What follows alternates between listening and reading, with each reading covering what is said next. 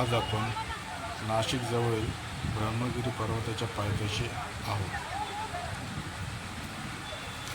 येथे 12 ज्योतिर्लिंगांपैकी एक प्रमुख शिव मंदिर आहे.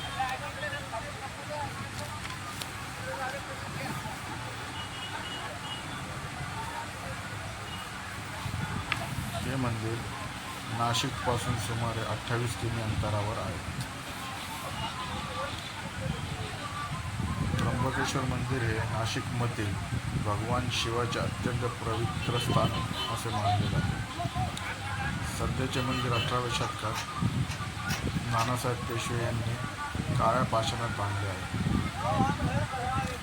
नानासाहेब पेशवे यांनी इसवी सन 1755 ते 1788 या कालावधीत श्री क्षेत्र त्र्यंबकेश्वर मंदिर हे नव्याने बांधले आहे.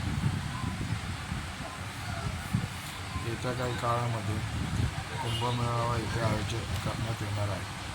त्या पार्श्वभूमीवर मंदिराचे डागडुजीचे काम चालू आहे.